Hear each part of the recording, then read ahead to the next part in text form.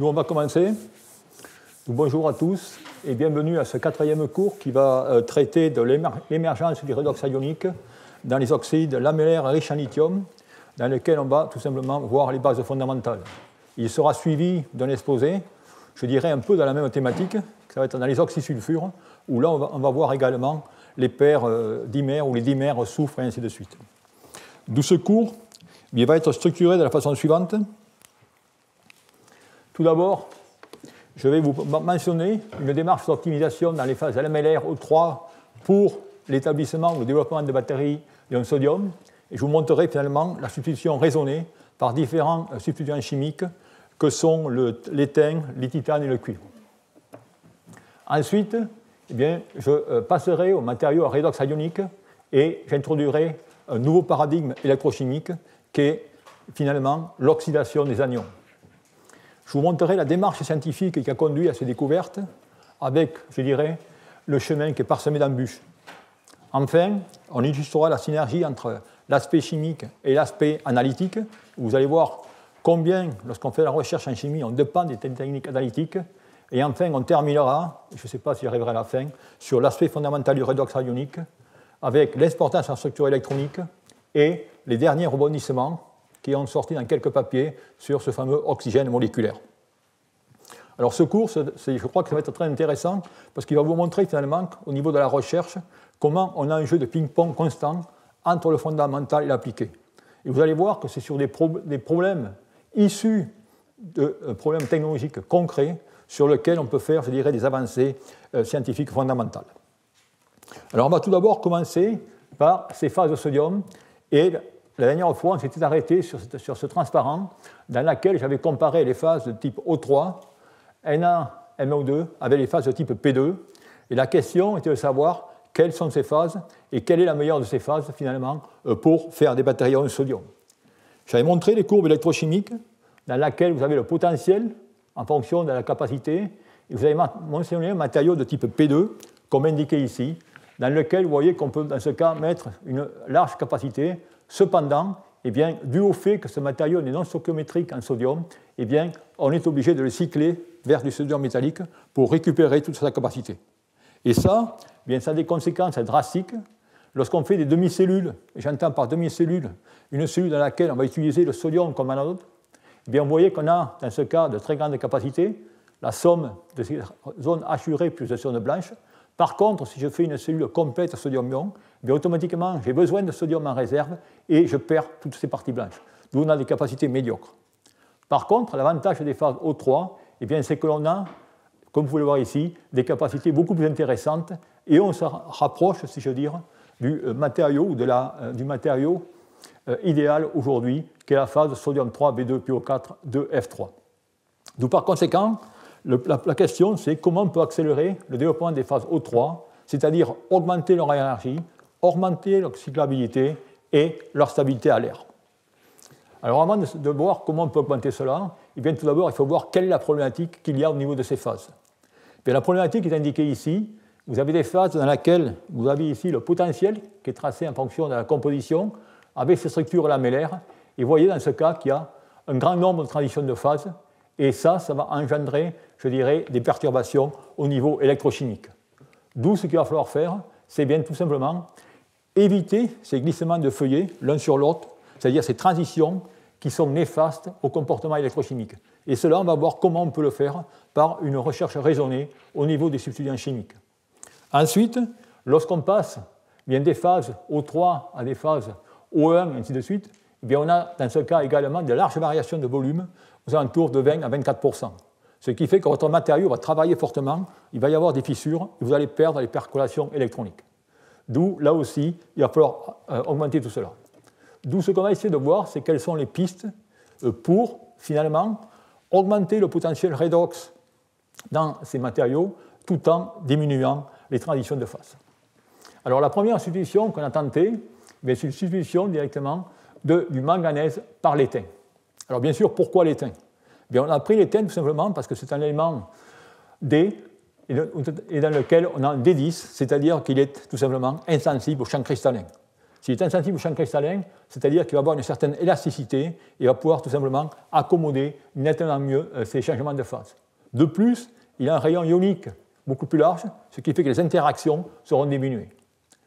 Et on peut en effet synthétiser tous ces matériaux, comme indiqué ici. Vous voyez qu'on a une solution solide qui est parfaite à partir de 0,2 jusqu'à 0,5, 0,6.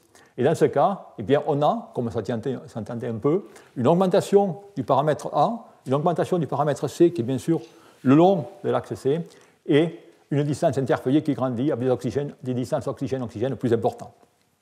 Si on regarde maintenant sur les comportements électrochimiques, alors là, vous n'avez pas une courbe classique potentiel-capacité, mais on va prendre la dérivée. On prend la dérivée tout simplement pour faire apparaître les changements de phase dans ces matériaux. Et vous voyez que si je prends le matériau de départ, eh bien, vous voyez plusieurs changements de phase, et au fur et à mesure que je vais substituer, dans ce cas, par l'étain, eh bien, vous voyez que je vais avoir une disparition de ces changements de phase, comme indiqué ici. D'où j'ai une disparition des changements de phase, et également, dans ce cas, eh bien, une augmentation de potentiel. Cette augmentation de potentiel provient tout simplement de la modification de l'ionocovalence de ma liaison nickel-oxygène, qui est le centre actif. En effet, l'oxyde d'étain, le l'étain avec une électronégativité de 1,95, eh bien, va avoir une liaison beaucoup plus covalente. Par effet de compensation, ça veut dire que l'oxyde de nickel sera beaucoup plus ionique et on aura une augmentation de potentiel. Alors cela peut se voir de façon claire sur ces courbes où maintenant on trace les domaines de phase entre le composé non substitué et le composé substitué, comme vous pouvez le voir ici. Et vous voyez qu'en ce cas, eh bien, on a une courbe très lisse dans laquelle on n'a plus ces fameuses transitions. Et on a un potentiel relativement plus élevé. Alors si on regarde au niveau des performances en cyclage, eh bien, on voit effectivement qu'au fur et à mesure que l'on augmente le taux d'étain dans ces composés, pour prendre la courbe en rouge ou en vert ici, vous voyez que vous avez une meilleure tenue en capacité au long du cyclage. Cependant, si on regarde vraiment l'aspect bénéfique, eh bien, on s'aperçoit effectivement que la substitution elle va augmenter le potentiel redox, elle va diminuer les transitions de phase, mais faites attention, on peut dans ce cas retirer que 0,5 sodium, d'où c'est une pénalité au niveau de la densité d'énergie.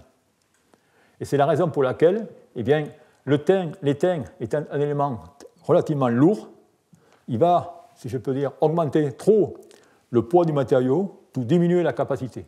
Donc c'est la raison pour laquelle, à ce stade, on a montré finalement la démarche à suivre, mais certainement l'étain n'était pas le meilleur élément à choisir en raison de sa masse. D'où la substitution par le titane, plus 4. Pourquoi le titane plus 4 ? Parce que vous prenez un étain, l'étain c'est D10, vous prenez le titane plus 4, c'est un D0, et on est dans les mêmes situations. Et si on regarde finalement maintenant ce qui se passe dans le cas de la substitution par le titane, bien vous avez ici les différents composés qui ont été synthétisés, de 0,1 à 0,5, vous avez une solution solide. On s'intéressera plus tard sur le composé avec Z égale 0,2, mais là vous voyez également aussi, c'est qu'au fur et à mesure que je fais cette substitution, bien, j'ai une réduction de la transition de phase, et de plus, ici, j'ai une augmentation du potentiel. Mais notez que cette augmentation du potentiel est nettement moindre que dans le cas de l'étain. Pour la bonne et simple raison, c'est que l'électronégativité du titane est voisine de celle du manganèse et nettement moins importante que celle directement de l'étain, d'où automatiquement une modification ionique de l'oxyde de nickel beaucoup moindre. D'où, à ce stade, eh bien, on montre que maintenant la substitution par le titane, oui, ça nous apporte des avantages, mais là encore, une fois de plus, on a des composés qui sont instables à l'humidité, et ainsi de suite. C'est-à-dire que le potentiel n'est pas encore assez élevé. D'où, comme on avait vu dans le cas des composés au lithium, on va essayer d'autres substitutions, et une substitution qu'on va essayer est le cuivre. Alors le cuivre, pourquoi ? Parce qu'il est connu que le couple a un potentiel redox élevé, mais on va faire une substitution cette fois, non pas sur le site du manganèse, mais sur le site du nickel. Et le nickel est le centre redox. Ça veut dire que maintenant, si je vais remplacer du nickel par du cuivre, je vais pouvoir retirer beaucoup moins de sodium. Et si je retire beaucoup moins de sodium, eh bien, je vais pousser directement mon potentiel à plus bas potentiel. Donc voilà finalement ce qui se passe. Voilà le composé dans lequel on a la phase nickel-manganèse. Et vous voyez qu'ici, eh bien, c'est le composé dans lequel j'ai une capacité, une chute de capacité relativement importante. Si je fais la substitution, comme je mentionnais, par le titane, eh bien, voilà ce qu'on observe. Et vous voyez que si je fais une substitution par le cuivre, eh bien, dans ce cas, on a un comportement qui est nettement meilleur, comme indiqué ici. Donc finalement, la question, c'est pourquoi et quel est le rôle joué par le cuivre dans ces composés. Alors pour répondre à cette question, eh bien, on va tout simplement regarder deux aspects du matériau, la variation de la structure au fur et à mesure qu'on va faire ces différentes substitutions, et également la variation de la structure locale par microscopie électronique. Alors si on regarde au niveau des matériaux, eh bien, vous avez ici les courbes potentielles en fonction de la capacité, et notez déjà qu'effectivement, lorsque je vais du manganèse, titane ou cuivre, notez ici que je vais sortir moins de sodium. C'est-à-dire que si je sors moins de sodium, eh bien, je vais tout simplement stabiliser beaucoup plus ma phase finale. Et on le voit très bien, si on regarde la structure au départ, la pristine, on a une phase de type O3 qui va, dans ce cas, se transformer en complètement chargée à une phase P3O1. Et vous voyez qu'au fur et à mesure que ça augmente, et notamment dans le cas du cuivre, maintenant, cette transformation devient relativement moindre. D'où, automatiquement, dans ce cas, j'aurai une variation de volume qui sera nettement moindre. Et qu'est-ce qui se passe au niveau structural? Et au niveau structural, si on regarde finalement au niveau de la microscopie électronique, on s'aperçoit que ces composés eh bien, sont formés d'intercroissance de phase P3 et de phase O1. Et c'est cette intercroissance qui va donner une certaine élasticité à la structure et qui va permettre à ces composés de, je dirais, cycler sans perte de capacité pour plusieurs centaines de cycles. Donc c'est cette intercroissance qui minimise finalement l'effet volumique. Alors la question qu'on peut se poser, qu'est-ce qu'il y a de magique sur le cuivre? Ou est-ce qu'on peut tout simplement utiliser d'autres éléments qui ont des propriétés, je dirais, relativement identiques, qui vont être dans ce cas inactifs électrochimiquement, mais qui vont faire en sorte d'aller diminuer la concentration en nickel, d'où diminuer la quantité de sodium que je vais pouvoir retirer des matériaux. C'est-à-dire la même démarche qu'on avait fait dans les composés NCA qu'on avait vu dans le cours précédent. Et en effet, si vous faites ça, vous apercevez tout simplement que des composés comme le cuivre, le magnésium ou le zinc eh bien, vont finalement jouer le même rôle que le cuivre ici. Vous avez ici la structure. Je rappelle la structure nickel, manganèse, titane.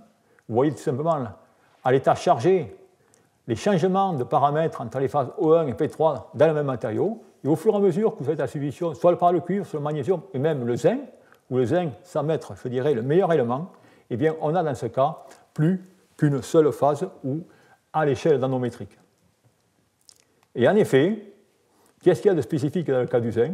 Eh bien, on le voit très bien sur ces photos de microscopie, où ici, ce que vous regardez, c'est à gauche, vous avez la phase avec le zinc, et à droite, vous avez la phase avec le titane. Et si vous regardez la photo de microscopie, selon l'axe C, vous voyez qu'en ce cas, j'ai la phase O1, ou ici, j'ai une phase O1 ou P3. C'est-à-dire que je suis dans un domaine biphasé. Par contre, si je regarde la phase au zinc, vous voyez qu'en ce cas, j'ai un nombre conséquent d'intercroissances et qui fait en sorte que j'ai un mélange P3O1. Et c'est ces intercroissances qui vont être bénéfiques pour les comportements de ces matériaux en cyclage. Donc pour résumer, eh bien, dans ce cas, on a les comportements en cyclage de toutes ces phases. Et vous voyez effectivement que lorsqu'on substitue dessus soit par le magnésium, soit par le zinc ou soit par le cuivre, eh bien, comme espéré à partir des variations des diagrammes de diffraction X, eh bien, vous apercevez dans ce cas que ce sont les matériaux qui sont aujourd'hui les plus attractifs.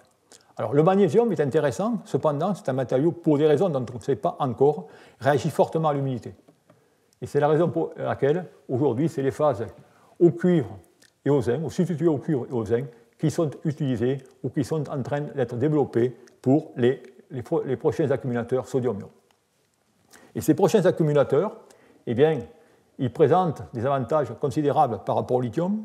Alors surtout, ils n'auront pas une meilleure densité d'énergie, ça c'est clair, car je vous ai montré, bon, d'abord, le sodium est beaucoup plus lourd que le lithium. De plus, les capacités sont plus faibles pour ces raisons et la densité d'énergie. Mais par contre, vous avez des avantages au niveau de la développement durable. Vous avez des avantages au niveau de la décharge à 0 volts, c'est-à-dire que vous pouvez décharger jusqu'à 0 volts sans pénalité comme ce n'est pas le cas pour le lithium pour des raisons de collecteur de courant, et dans certains cas, vous pouvez avoir de haute puissance. D'où je voudrais mentionner la dernière fois, bien sûr, le marché du lithium-ion que vous connaissez parfaitement, et le sodium-ion est aujourd'hui une technologie qui est en train de rentrer sur le marché avec plusieurs compagnies, Faradium ou INA, qui directement vont commercialiser les matériaux dont je vous ai mentionné, ces fameux lamellaires, CATL qui travaille sur les bleus de Prusse et les oxydes lamellaires, et la compagnie Tiamat en France, que vous verrez, je crois, demain, qui développe la technologie NVPF et est en train directement également de lancer la technologie lamellaire. Donc voilà, si vous voulez, ce que je voulais vous dire sur cette technologie sodium-ion et sur ces matériaux d'intercalation. Alors pour faire un résumé finalement des 3 ou 4 heures de cours qui ont déjà passé, eh bien, ce que j'avais tenté de faire, c'est finalement de vous montrer l'importance de la chimie intercalation et du redox cationique. C'est-à-dire que depuis 25 ans, eh bien, les batteries à ion lithium que vous avez utilisées, elles travaillent sur le simple principe, c'est que vous allez jouer sur le cation. C'est-à-dire que lorsque vous allez mettre du lithium et retirer du lithium, eh bien, c'est seul le cation qui va directement jouer. Tout cela, ça marche très bien, on a vu tout cela. Par contre, il y a une limitation. C'est-à-dire que dans ce cas, on va pouvoir sortir un électron par cation, et dans certains cas, si on pousse assez, on peut arriver, je dirais, à 1,5, mais pas plus. D'où la question qui se pose, est-ce qu'on peut vraiment faire mieux et comment faire mieux? Eh bien, on peut faire mieux si on s'aperçoit que dans un réseau, il y a des cations et des anions, et la question, est-ce qu'on pourrait utiliser la réactivité des anions ou faire en sorte que ces anions soient actifs? Eh bien, c'est un peu ce que je vais maintenant, je dirais, décrire, certainement pendant les 2 ou 3 heures qui vont suivre, pas aujourd'hui, mais dans les prochains cours, sur ce qu'est ce nouveau paradigme de la chimie d'intercalation, la redox ionique. Et là, je vais vous montrer l'histoire et l'origine du redox ionique qui a conduit à un doublement des capacités, la richesse de familles composées montrant une activité redox ionique, et surtout, ce que je voudrais directement insister, puisque je vois qu'il y a pas mal de jeunes aujourd'hui ici, c'est les bienfaits finalement qu'entraîne la recherche fondamentale sur des problèmes scientifiques fondamentaux émanant de défis technologiques concrets. Et vous allez voir que le matériau que vous utilisez dans toutes vos batteries aujourd'hui, c'est la fameuse phase lithium-CO2. Eh bien, tout est parti de cette phase lithium-CO2, et vous allez voir comment. La première suspicion sur ce redox ionique date, vous voyez, de pas mal de temps. C'est avec un thésard en 1996, Gail Amatucci, qui, durant sa thèse, a étudié le matériau lithium-CO2. Et le but, à cette époque, c'est de pouvoir, est-ce qu'on peut retirer tout le lithium de ce matériau? Il y a eu beaucoup d'expériences effectuées par des oxydants chimiques, tels que le brome, NO2BF4, en solution. Mais chaque fois, ça a échoué pour la bonne et simple raison, c'est qu'on avait des matériaux amorphes et dans lesquels on n'avait pas réussi à sortir tout le lithium. Et à l'époque, on avait développé une technologie plastique qui nous permet d'aller à des potentiels nettement plus élevés et faire des oxydations chimiques élevées. Et, effectivement, on a pu, grâce à cette voie électrochimique, sortir tout le lithium de ce composé lithium-CO2. Et on a obtenu une phase CO2, phase qui à l'époque était prédite à ne pas exister par tous les théoriciens, par tous les calculs de DFT montraient que cette phase ne devait pas exister. Cette phase était, d'où on a synthétisé cette phase, et la question qui se posait, c'est, chez CO2, quel est l'état d'oxydation du cobalt? L'état d'oxydation du cobalt, vous allez me dire automatiquement, c'est plus 4. Et lorsqu'on a fait des mesures magnétiques, eh bien, on s'est aperçu que le cobalt n'était pas du tout plus 4 en cette phase, mais était, je dirais, une valence ou une état d'oxydation de 3, 3,5. D'où la question, comment expliquer ça? Eh bien, à l'époque, ce qu'on a proposé, c'est tout simplement que dans ce cas, lorsque j'allais retirer le lithium, j'avais tout simplement les bandes D du cobalt qui allaient se déplacer et qui allaient tout simplement recouvrir les bandes SP de l'oxygène avec un don d'électrons, des bandes SP dans les bandes D, et on crée des trous au niveau de la bande SP. Donc voilà, si vous voulez, ce qu'on a à l'époque proposé, ce qu'on a écrit, je veux dire, dans le papier en 1998, papier qui a reçu directement des commentaires très sérieux, très contradictoires, des reviewers qui l'ont rejeté en premier temps. Et vous voyez qu'en ce cas, eh bien, vous allez voir, ce qu'on va parler 15 ans après, c'est exactement ce qu'il y a écrit là-dedans, C'est-à-dire qu'on est en train de parler ici des fameuses redox ioniques et ainsi de suite. Alors il était surprenant, et là, pour la communauté des batteries, que ce concept puisse être accepté, puisque déjà, notamment en France, Jean Rouxel avait développé toute une chimie sur les trous, sur des sulfures. Venant du monde des supraconducteurs, pour nous, c'était monnaie courante, puisqu'à le cas des supraconducteurs à haute température critique, bien, le mécanisme était directement basé sur une hybridation des orbitales 2p et des métaux 3D, le cuivre plus 3 qu'on appelait à l'époque. Et bien, dans ce cas, on faisait tout simplement cette hybridation et la création de trous sur les orbitales d'oxygène. Et enfin, à l'époque, on avait écrit ce papier, on avait même supposé que sur la même base de la chimie des trous et la supraconductivité qu'il y avait dans les chalcogénures, on pourrait, grâce à cette chimie, obtenir la supraconductivité dans les oxydes. Et effectivement, 2 ou 3 ans après cette spéculation, eh bien, un groupe japonais a effectivement découvert la supraconductivité dans les phases NaXCO2. D'où voilà, si vous voulez, à l'époque. Et en même temps, eh bien, il y a eu un chercheur aux États-Unis, par le nom de Gerd Seder, qui s'est intéressé à cela et qui a finalement confirmé et proposé la même chose. Alors c'est intéressant de voir sa démarche. Et sa démarche, à l'époque, est une démarche purement théorique, enfin expérimentale, dans laquelle il s'est posé la question, eh bien, il a fait des calculs DFT du potentiel dans une phase hypothétique, lithium X à LO2. Bien sûr, il a trouvé un potentiel de 5,2 volts, avec dans ce cas des niveaux P qui pourraient être actifs, mais qui sont bien au-dessus de ceux de l'oxygène. Donc par conséquent, eh bien, il a montré qu'il serait peut-être intéressant, pour tenter d'avoir accès à cet oxygène, eh bien, de préparer des composés dans lesquels on mettrait de l'aluminium en substitution du cobalt pour avoir finalement le comportement métallique qui est nécessaire pour, je dirais, pour générer cette oxydation. Et en effet, eh bien, il a fait ces manips, il a montré, ne regardez pas les capacités, ce n'est pas le but, mais il a montré qu'il avait une augmentation du potentiel. Mais le plus intéressant, c'est qu'il a regardé ces composés par microscopie électronique. Et cette microscopie électronique, eh bien, vous avez une image qui est très intéressante qui montre, vous pouvez le voir ici, c'est que voilà le matériau, je dirais, pristine, et ensuite le matériau qui a été oxydé. Et qu'est-ce que vous voyez? C'est qu'on a une densité électronique au niveau de l'oxygène. Et ça a été également une des premières confirmations qu'effectivement, dans ces composés, il y a quelque chose qui se passait au niveau de l'oxygène. Ensuite, je dirais, 2 ou 3 ans après, eh bien, il y a des chercheurs qui maintenant ont voulu, de nouveau, je dirais, c'est travaux, très peu de travaux là-dessus, regarder ça par des spectrométries. Alors, vous allez avoir pas mal de spectrométries dans cette exposé aujourd'hui, et je vais un peu vous détailler ce que c'est. Alors, la première manip qui s'est faite, c'est une manip d'XPS, c'est-à-dire, en ce cas, c'est la spectroscopie photoélectronique à rayonnement X. Alors, comment ça fonctionne? Bien, tout simplement, dans ce cas, qu'est-ce que vous faites?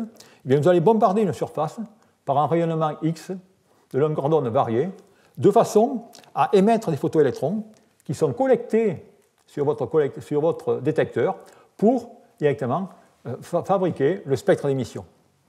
Et bien sûr, les photoélectrons ayant des énergies propres à chaque élément, vous allez pouvoir en déduire quelle est finalement la composition chimique de l'élément.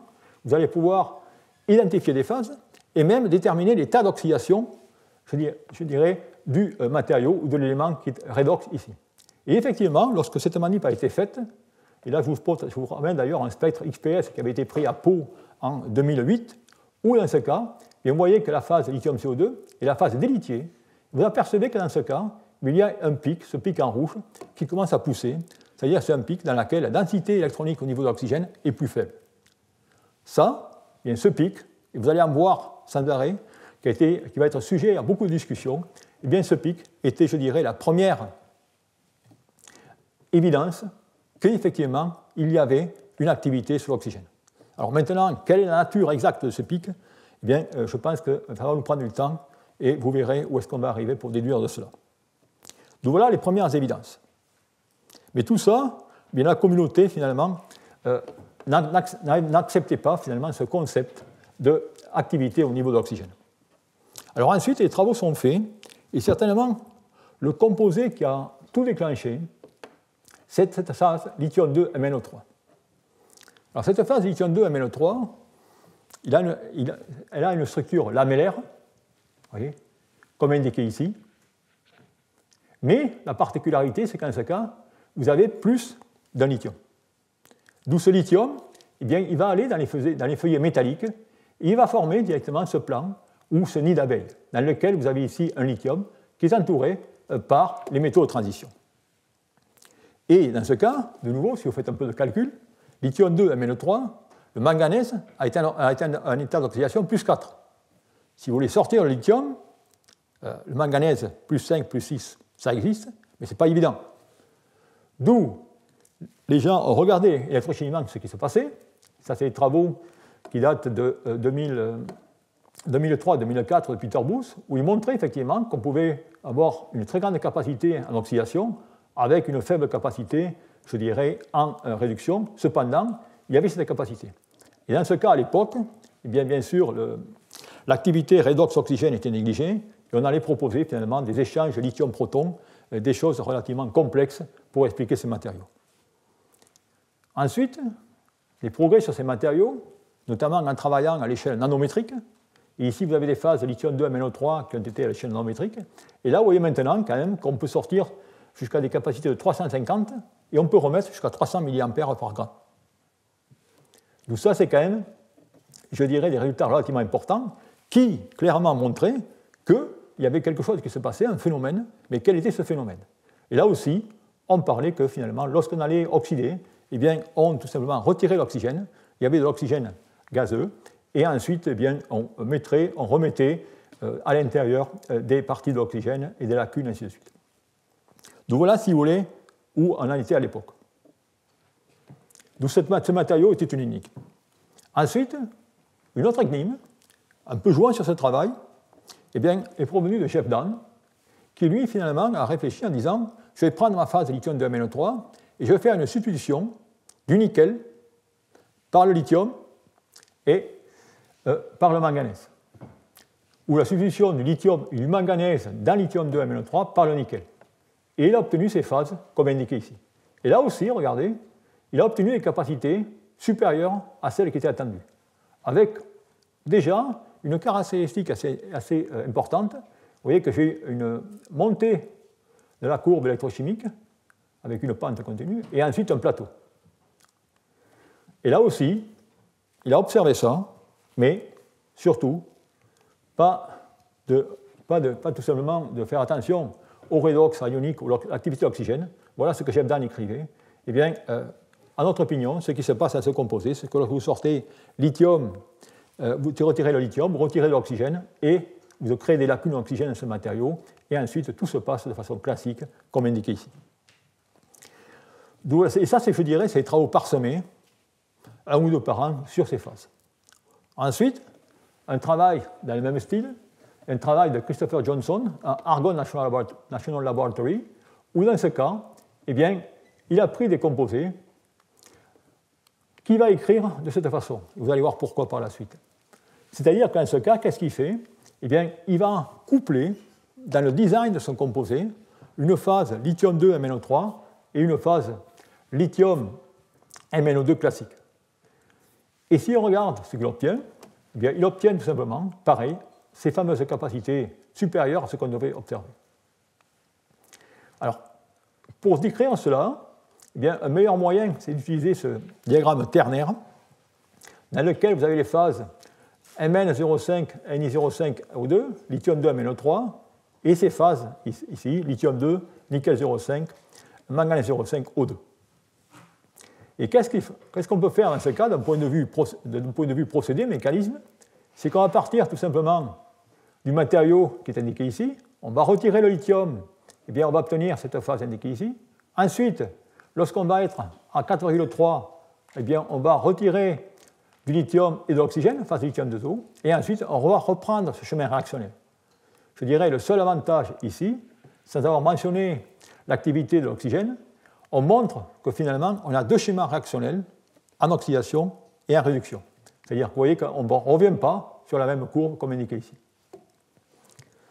Et là, il montre tout simplement le fait de mélanger si je peux dire, ces deux substituants, qui sont cette phase lithium de MnO3 qui a un excès de lithium, rappelez-vous, dans les feuillets, avec la phase lamellaire, comme indiqué ici. Et dans ce cas, eh bien, on peut faire un calcul, et il rend compte des capacités qu'il observe en supposant une capacité de 320 mAh par gramme dans la phase lithium de MnO3, mais une fois de plus, sans expliquer d'où cette capacité venait. Et ensuite, je dirais, ce travail, ça peut déclencher, je dirais, la saga qu'il y a eu sur toutes ces phases lamellaires, où là, la communauté s'est vraiment intéressée à ces matériaux, et un travail, je dirais, colossal de substitution a eu lieu. Et de substitution a eu lieu, et bien sûr, ayant cette capacité, je dirais, exacerbée, comparée aux matériaux qu'on avait aujourd'hui, vous pouvez bien penser qu'il y avait des intérêts commerciaux. Et là, c'est un peu une guerre qui s'est mise en place entre deux approches.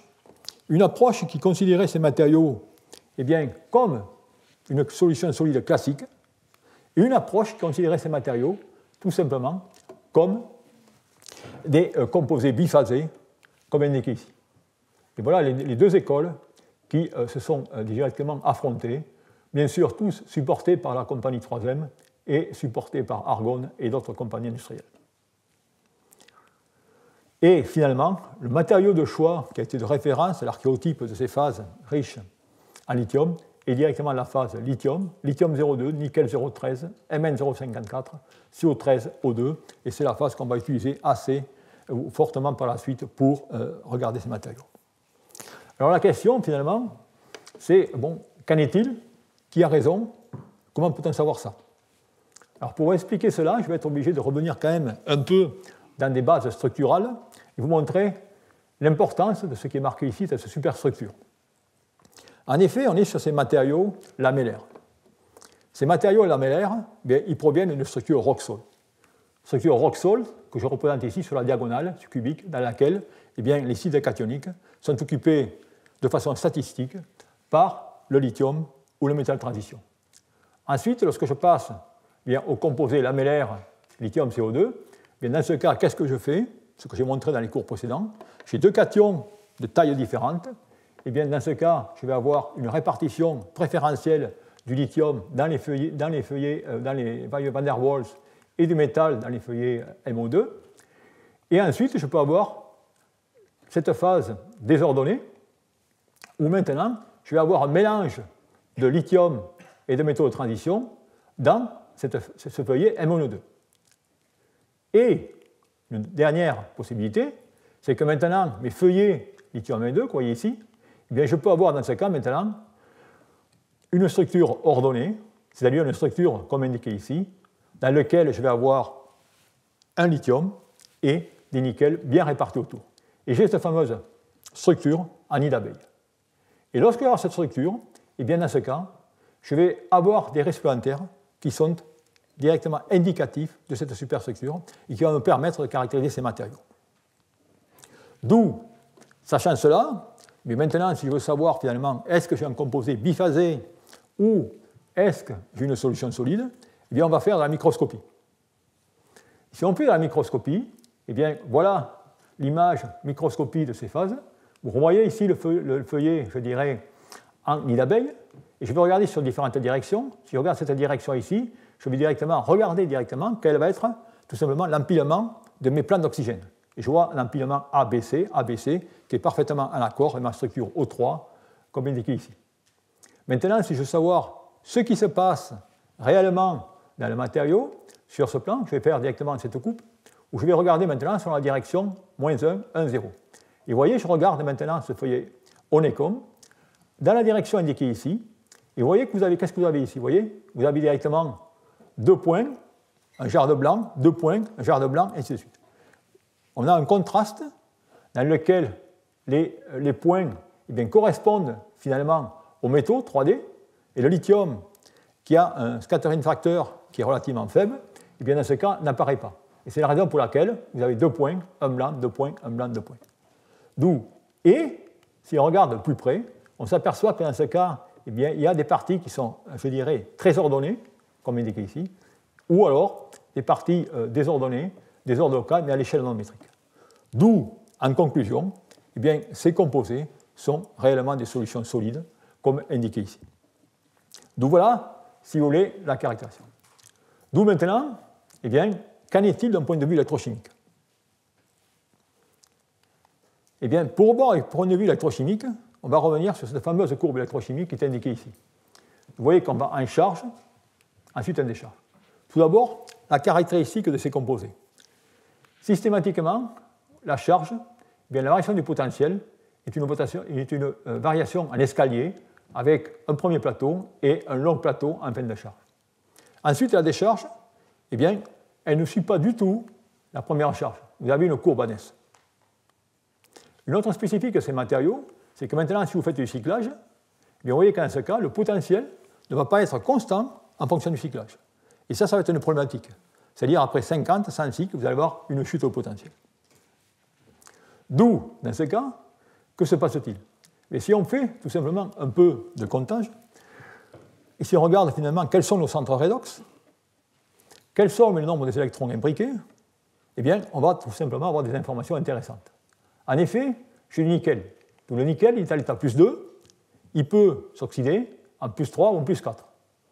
Donc, comme j'ai 0,13 nickel, eh bien, je vais avoir tout simplement 0,28 électrons.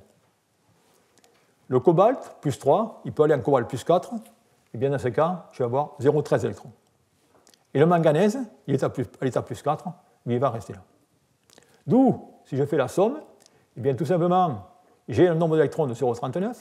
Si je fais le calcul de la capacité, très simplement, ça me donne une capacité de 122 mA par gramme, et je mesure 300 mA par gramme. D'où la question, d'où viennent ces électrons manquants? Okay. Alors, à cette époque, la situation elle était indiquée ici. On avait ces composés, pas mal de spéculations ont été faites. Oxydation de l'électrolyte, je vous l'ai mentionné par Peter Bush, qui est mentionné l'échange lithium-proton. Formation de lithium 2O par les travaux de Christopher Johnson. Rédaction redox oxygène à l'interface. Et la perte de l'oxygène avec densification de la surface. Alors, ce qui se passe en ce cas, eh bien, c'est que lorsque vous allez sortir le lithium, ou le sodium, on verra par la suite, eh bien, vous allez effectivement avoir un dégazage à haut potentiel. Ce dégazage va créer des lacunes. Il va créer une migration, une réorganisation du réseau, comme indiqué ici, pour donner, dans ce cas, une phase qui va contenir moins d'oxygène, donc qui sera plus dense. C'est la raison pour laquelle on appelle densification de surface, avec, dans certains cas, eh bien, l'amorce d'une conversion d'une structure lamellaire à une structure de type spinel. D'où voilà, si vous voulez, la situation.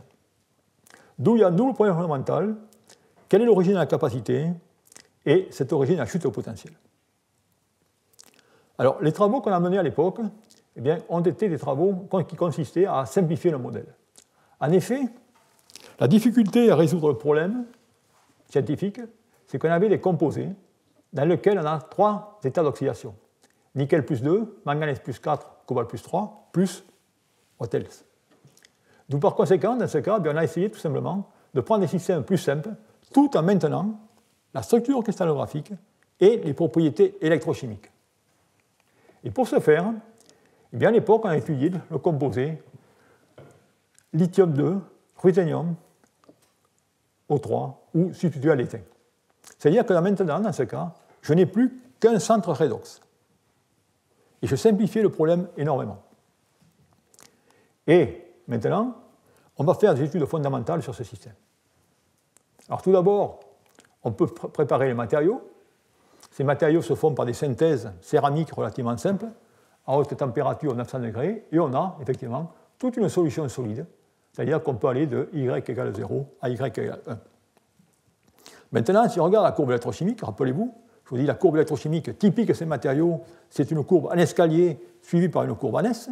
Eh bien, si on regarde la courbe électrochimique, voilà la courbe électrochimique de ces matériaux, c'est-à-dire qu'en ce cas, je maintiens la structure et j'ai également ma courbe ou ma trace électrochimique analogue aux matériaux, je dirais, qui sont riches en lithium de type NMC. D'où ayant ça, et maintenant, n'ayant plus qu'un couple redox, on va tout simplement voir comment on peut comprendre ce qui se passe. Alors, pour comprendre ce qui se passe, eh bien, on va reprendre ce qu'on avait fait au départ, c'est-à-dire, je vous ai mentionné, rappelez-vous, lithium CO2, une manip d'XPS. bien, je vais maintenant voir ce qui se passe en XPS sur ces matériaux. Bien, vous avez ici les courbes indiquées, où maintenant, vous voyez, je pars du composé ici dans lequel je vais charger. Okay. Et vous voyez, qu'est-ce qui se passe? Lorsque je passe ce plateau, j'arrive directement en état chargé, et bien qu'est-ce qui apparaît? Ce fameux pic, rappelez qui était rouge la dernière fois, et bien qui apparaît. Ça veut dire que, automatiquement, j'ai une activité anionique sur ce composé. Et lorsque je repars en décharge, eh bien, elle disparaît. Ça veut dire que ça montrait effectivement qu'on avait une activité électrochimique au niveau de l'oxygène dans ces matériaux.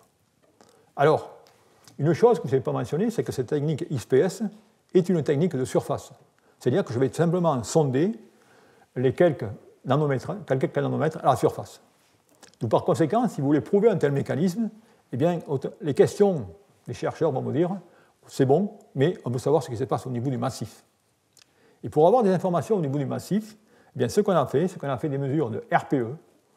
Les mesures de RPE sont des mesures dans lesquelles, dans ce cas, eh bien, vous allez regarder un matériau s'il contient des espèces ou des spins non appariés, et dans ce cas, ces spins non appariés ont la propriété de pouvoir tout simplement absorber et rejeter tout simplement l'énergie associée à un électron magnétique lorsqu'ils sont passés dans les champs magnétiques.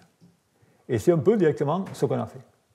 Alors ici, on regarde eh bien, ce qui se passe au niveau du ruthénium dans le cas de l'XPS. Et vous voyez qu'en le cas d'XPS, on s'aperçoit que le ruthénium plus 4, eh bien, il va shifter lorsque je vais charger sur ruthénium plus 5, il va rester à ruthénium plus 5 à ce potentiel de 4,3 volts. Et ce n'est que lorsque je vais à plus haut potentiel que je vais avoir tout simplement l'oxydation de l'oxygène. Donc ça a été la première évidence qu'on avait effectivement dans ces matériaux, eh bien, l'accumulation du redox cationique et du redox anionique. D'où que je vous disais, ensuite, eh bien, on peut tout simplement regarder ce qui se passe à l'échelle du massif. Et maintenant, on peut aller voir par RPE, puisque si on sait qu'on a des espèces oxygénées, quelles peuvent être ces espèces oxygénées? Et ici, je vous montrais finalement les différentes espèces. Vous voyez que dans ce cas, eh bien, O2 a un spin, donc il sera actif en RPE. Vous voyez que O2- sera également actif en RPE, et ainsi de suite. Eh bien, on a fait de la RPE dans ces matériaux, et on a pu montrer où vous avez ici tout simplement la variation du signal RPE en fonction du champ magnétique, où à 4 degrés K, eh bien, on a un spectre RPE, indiqué ici par la courbe en vert, qui est analogue à celle du peroxyde ou du superoxyde que l'on voit dans des composés, je dirais, fondamentaux ou de référence CO2. Donc, par conséquent, on avait pu montrer dans ce cas qu'il y avait cette présence de ces espèces, une fois de plus oxygénées, dans tout le composé massif. Alors, la question qu'on pouvait avoir, c'est maintenant, est-ce qu'on peut voir ça, finalement, de façon in situ, lors du retrait du lithium? Et pour ce faire, eh bien, à l'époque, on a dessiné une cellule électrochimique, une cellule RPE, dans laquelle, vous voyez, dans ce cas, les dimensions, sur lesquelles on est en train de regarder, ou on va regarder, ce qui se passe lors de l'insertion ou lors du retrait du lithium. Et lorsque vous allez retirer le lithium de ce composé, eh bien, qu'est-ce que vous apercevez? C'est que vous allez directement passer du ruthénium plus 4 à ruthénium plus 5, comme on a montré directement par XPS au début de la courbe. Et ensuite, eh bien, vous avez la disparition du ruthénium plus 5 qui va laisser place à, dans ce cas, l'entité d'oxygène O2N-, qu'on appelle l'espèce peroxo. Et ensuite, eh bien, on va redécharger, et vous voyez qu'on va avoir directement une séquence identique, et c'est-à-dire qu'on peut montrer parfaitement la réversibilité du procédé dans ces systèmes lithium-2, RuO3. D'où ça, c'était une preuve, je dirais, irréfutable de, finalement, cette cumulation du redox cationique et du redox anionique. Alors, une autre façon, eh bien, de voir si on a, finalement, cette activité de l'oxygène à l'état massif dans le matériau est une autre spectroscopie que je vais introduire maintenant, qui est la spectroscopie d'absorption X. Alors, cette spectroscopie d'absorption X, elle se différencie de l'XPS, car dans ce cas, maintenant, vous allez tout simplement exciter des électrons de cœur pour les envoyer éventuellement dans des niveaux vacants, soit dans les niveaux vacants de la conduction de bande. Et dans ce cas, eh bien, tout simplement, dépendant de l'énergie du photon émis, vous allez avoir 3 domaines dans ces spectres d'absorption X. Le premier domaine, eh bien, c'est le pré-seuil, qui va vous donner des informations sur la géométrie locale de l'absorbeur, qui dans ce cas va être le ruthénium ou l'oxygène. Ensuite, vous allez avoir le seuil, qui vous donne directement l'état d'oxydation et, je dirais, les niveaux électroniques. Et enfin, vous allez avoir la partie EXAF qu'on appelle, qui va tout simplement correspondre aux oscillations EXAF, qui va vous donner tout simplement l'environnement de l'absorbeur, c'est-à-dire ses interactions avec les voisins, que sont, dans ce cas, le ruthénium et l'étain. D'où ces genres d'expériences qu'on a fait sur ces matériaux pour comprendre ce qui s'est passé localement. Et si on fait cela, eh bien, voilà, tout simplement, toujours pareil, cette phase lithium 2 RuO3. Ils vont regarder maintenant l'évolution de ce spectre ZAS en fonction du retrait de lithium. Et vous voyez, qu'est-ce que vous voyez dans ce cas? Au départ, vous voyez qu'il y en a tout simplement le seuil qui est en train de se déplacer.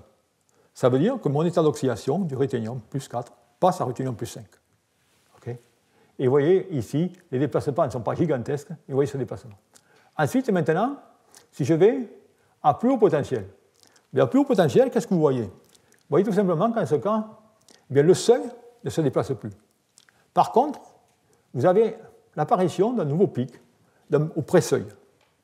Et ce nouveau pic au pré-seuil eh bien, est tout simplement l'indication que vous avez un comportement non centrosymétrique lors du retrait du lithium. Ça veut dire qu'à ce compte-là, il y a une déformation locale au niveau du ruthénium lors de la déinsertion du lithium. Et ce qui indique qu'on a une modification de la structure du matériau à l'état chargé. Nous question, comment peut-on réellement voir cette modification du matériau? Eh bien, une fois de plus, vous voyez, on fait un ping-pong sans arrêt entre les mesures analytiques et l'observation, eh bien, on va faire de la microscopie. D'où on fait de la microscopie, et vous voyez ici, toujours pareil, vous voyez, dans le cas des feuillets, les 2 atomes lourds et le lithium, toujours pareil, les deux tâches, et ensuite un espace, et bien maintenant, on va charger ce matériau. C'est-à-dire qu'on va sortir le lithium, vous allez voir ce qui va se passer, c'est assez spectaculaire. C'est-à-dire que dans ce cas, eh bien, il y a finalement tous les atomes qui vont tout simplement bouger. C'est-à-dire que vous allez avoir une migration cationique massive des feuillets MO2 dans les plans Van der Waals, comme indiqué ici. Et, de façon spectaculaire, lorsque vous allez décharger, eh bien, regardez, tout revient en place, mis à part, je dirais, quelques atomes qui n'ont pas complètement migré. D'où là aussi, ça montre finalement la complexité de ce qui se passe dans ces matériaux au niveau structural. Alors la question qui se posait, c'est-à-dire que si maintenant eh bien, j'ai ces espèces actives O2 N-, ça veut dire est-ce que j'ai des dimères, quelles sont ces liaisons et est-ce que je peux les observer? D'où la question est de savoir si on veut observer par microscopie eh bien, des organisations locales, voire des dimères, eh bien, automatiquement, on ne peut pas se permettre d'avoir cette migration cationique. Alors c'est là qu'on peut faire appel à la chimie, et en disant, si je veux tout simplement limiter ces migrations cationiques, je suis obligé de construire un système beaucoup plus covalent. D'où l'idée, eh bien, ça a été finalement de construire un système dans lequel on va remplacer le ruthénium par l'iridium. C'est-à-dire qu'on est en train de passer d'éléments 4D à des éléments 5D, d'où ça va nous permettre d'augmenter la covalence et théoriquement de fixer ces cations. Eh bien, on regarde la courbe électrochimique, eh bien, on peut préparer ce composé, d'ailleurs on peut le préparer, ce composé existait déjà, et il a une structure de type O3, comme indiqué ici, je reviendrai par la suite, et vous voyez que maintenant, lorsque je vais en charge, j'ai cette courbe en escalier en charge, mais en décharge, je n'ai pas la courbe en S. Ça veut dire qu'en ce compte-là, effectivement, je n'ai pas effectué ce désordre structural lors de ma charge. Et, de façon intéressante, eh bien, il se trouve que cette phase chargée n'a pas une structure de type O3, mais elle a une structure de type O1. Et ça a été primordial pour ces expériences. Pourquoi ça a été primordial? Mais on peut d'abord maintenant regarder par microscopie.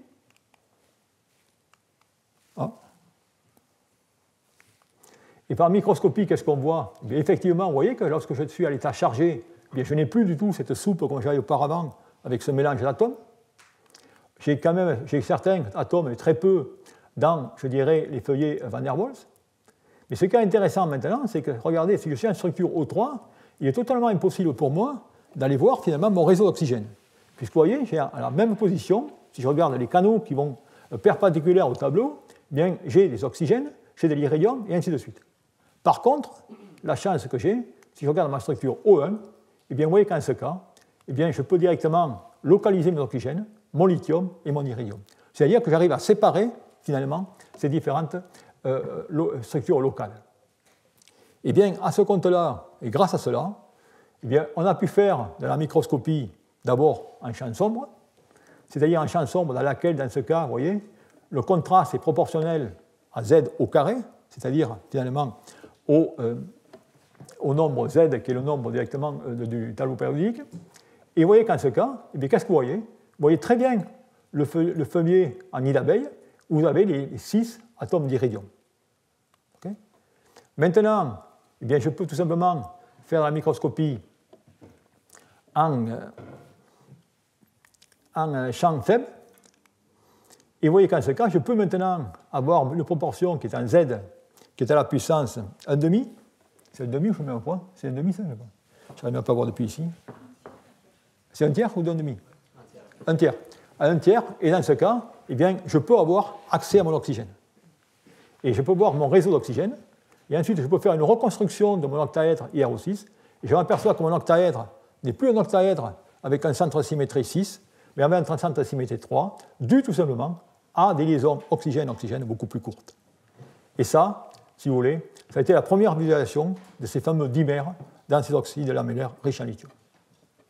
Donc voilà, si vous voulez, un peu toute l'histoire qui est directement localisée derrière ces redox ioniques. Alors, où est-ce qu'on en est? Eh bien, voilà finalement où est-ce qu'on en est du mécanisme, où on sait aujourd'hui que, finalement, grâce à toutes ces mesures, eh bien, on a effectivement l'accumulation du redox cationique et du redox anionique qui est parfaitement réversible, comme indiqué ici. Et bien sûr, avec en charge, dans certains composés, il peut y avoir une évolution d'oxygène.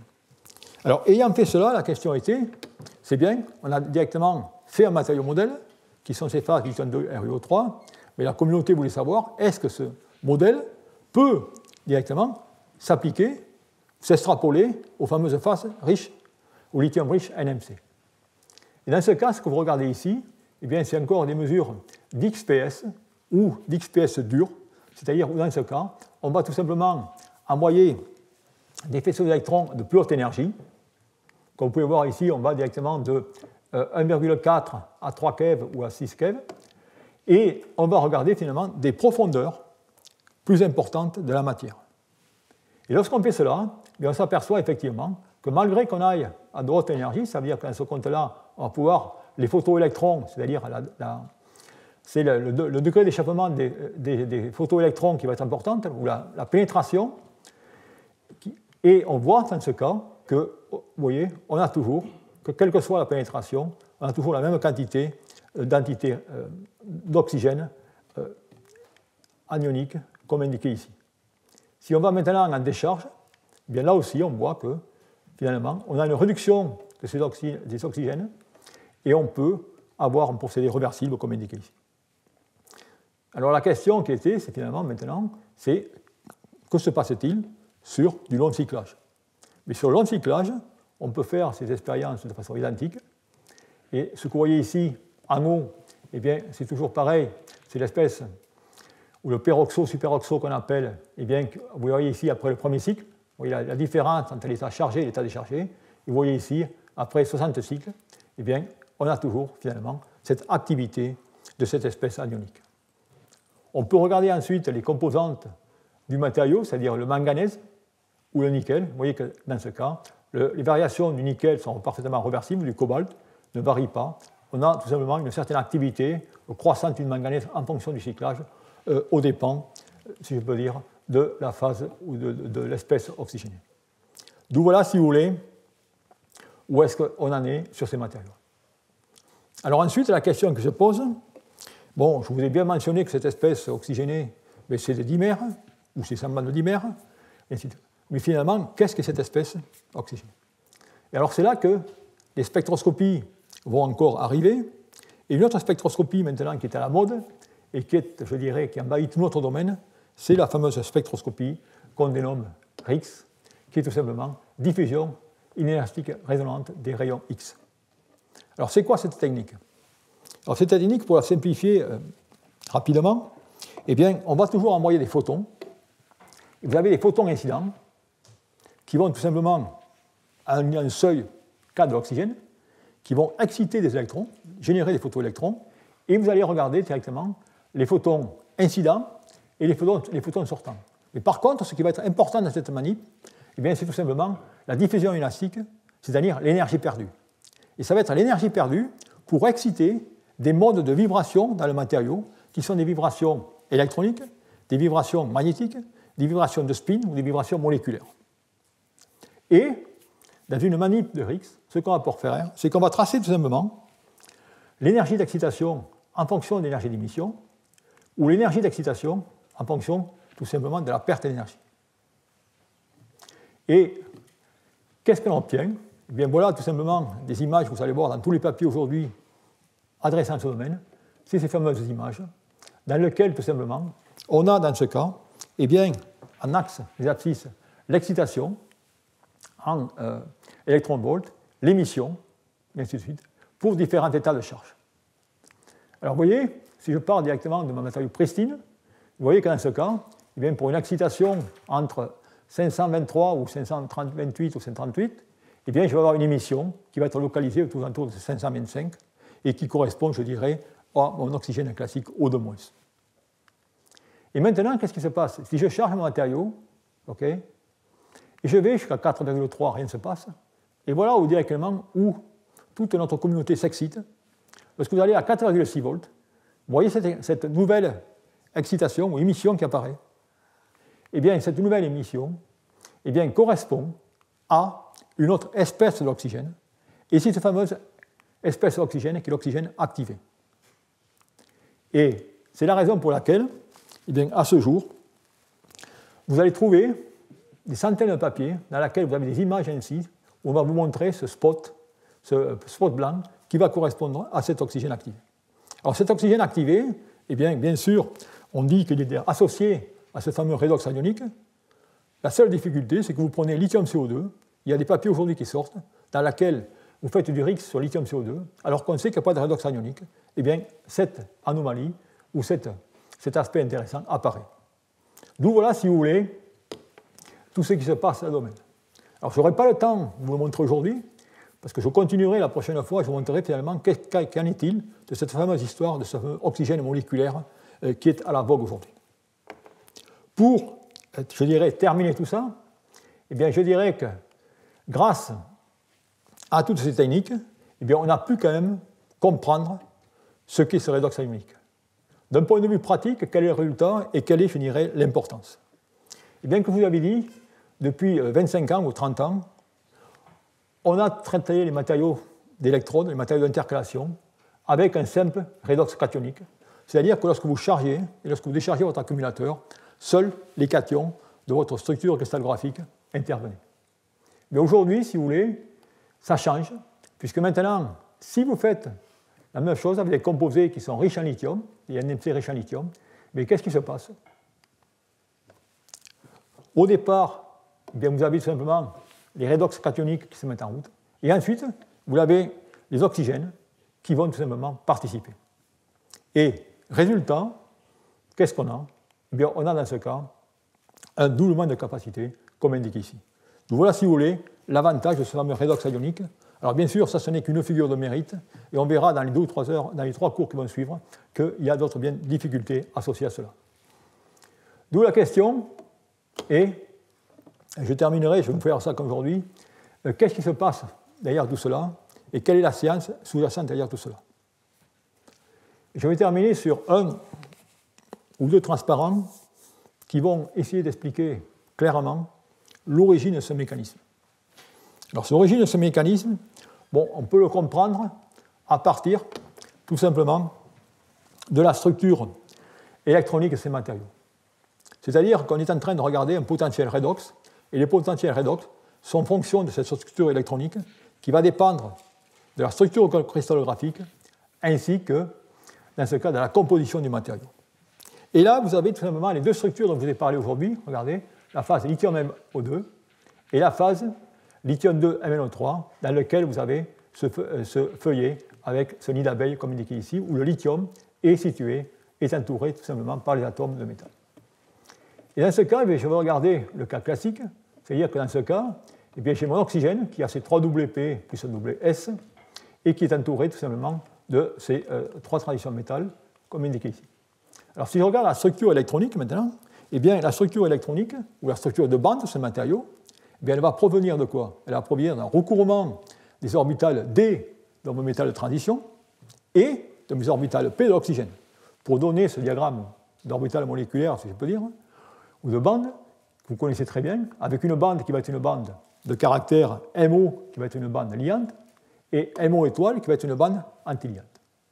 Et la différence entre le niveau entre deux bandes va être tout simplement le transfert de charge. Et dans ce cas, eh bien, je vais tout simplement avoir mon redox classique, mon redox cationique, où je vais tout simplement sortir un électron de mon niveau de Fermi, et c'est ce que je fais depuis 20 ans. Maintenant, que se passe-t-il? Si je vais dans ces matériaux ici, vous voyez qu'en ce cas, j'ai un lithium situé tout simplement dans ce nid d'abeille. Mais vous voyez qu'en ce cas, je vais avoir tout simplement, comme indiqué ici par ces deux barres jaunes, seulement 2 niveaux P qui vont participer à une liaison. Et vous allez rester avec un niveau rouge qui est un niveau non liant. Tout ce niveau non liant, bien, si vous faites votre structure de bande, qu'est-ce qu'il va faire? Et ce niveau non liant, bien sûr, il va aller se placer au-dessus des orbitales MO, comme indiqué ici. Alors maintenant, si on veut comprendre réellement la structure de bande de ce matériau, il faut également faire intervenir les interactions qu'il y a au niveau des bandes D. Ces interactions, je vous ai mentionné dans le premier cours, c'est des interactions qui vont être, je dirais, répulsives en raison du fait que vous avez des électrons directement de spin opposés dans la même orbitale. Et ça va tout simplement lever la dégénérescence de ces orbitales, et c'est le gap de Mott-Hubbard dans lequel vous allez avoir une bande inférieure qu'on appelle LHB et une bande supérieure qu'on appelle HB. Et ensuite, eh bien, on va avoir tout simplement une compétition entre, je dirais, ces deux types d'énergie pour savoir ce qui se passe. Vous voyez qu'en ce cas, eh bien, on peut sortir 2 électrons et on a une situation à 2 bandes, raison pour laquelle, en ce cas, eh bien, on a une augmentation de la capacité de ces matériaux. D'où le message final, c'est que ce redox ionique est réellement contrôlé tout simplement par, je dirais, les orbitales non liantes de cet oxygène, et on verra comment on peut jouer par la suite pour augmenter ces orbitales non liantes et le nombre, ainsi de suite. Donc voilà, si vous voulez, ce que je voulais vous raconter aujourd'hui sur ce redox ionique, et je suis à peu près... je vais arrêter là parce qu'il y a encore plus de complexité par la suite. Voilà, merci.